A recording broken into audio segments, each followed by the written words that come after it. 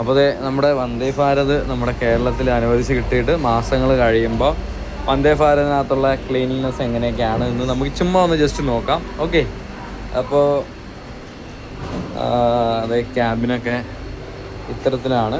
വലിയ മോശമായിട്ടൊന്നും തോന്നുന്നില്ല. പിന്നെ ഈ സൈഡൊക്കെ ഇങ്ങനെ തുടയ്ക്കാത്തതിൻ്റെ ഇതൊക്കെ ഉണ്ട്. അത്ര വലിയ മെയിൻ്റനൻസ് ഉണ്ടെന്ന് തോന്നുന്നില്ല. എന്തായാലും ബാക്കി നോക്കാം. സൈഡിൽ വരുമ്പോൾ ഇവിടെ ഡസ്റ്റ്ബിന്നിങ് സംഭവിച്ചിട്ടുണ്ട്.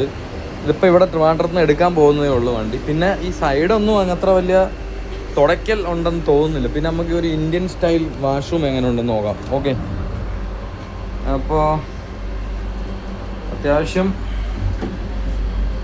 വലിയ കുഴപ്പമില്ല. നിങ്ങൾ തന്നെ ഊഹിക്കൂ ഇതൊക്കെ കണ്ടിട്ട്.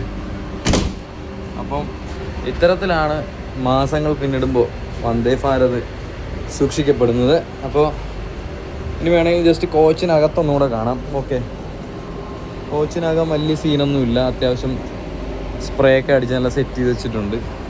പിന്നെ ബാഗൊക്കെ എടുത്ത് ഉപയോഗിക്കുന്നതിൻ്റെയൊക്കെ ഒരു ചെറിയ പോറലും കാര്യങ്ങളൊക്കെ ഉണ്ട്. അത്ര ഒക്കെ തന്നെയാണ് പറയാനായിട്ട്. പിന്നെ അടിയിലൊക്കെ നല്ലൊരു വൃത്തി, ഫ്ലോറൊക്കെ നല്ല വൃത്തി തുടച്ച് നല്ല സെറ്റപ്പ് ആക്കി ഇട്ടിട്ടുണ്ട്.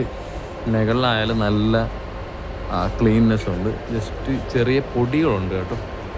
പൊടിയൊന്നും അവർ തുടയ്ക്കുന്നില്ല. അങ്ങനെ പൊടികളൊക്കെ ഉള്ളൂ. ബാക്കിയെല്ലാം അടിപൊളിയാണ്.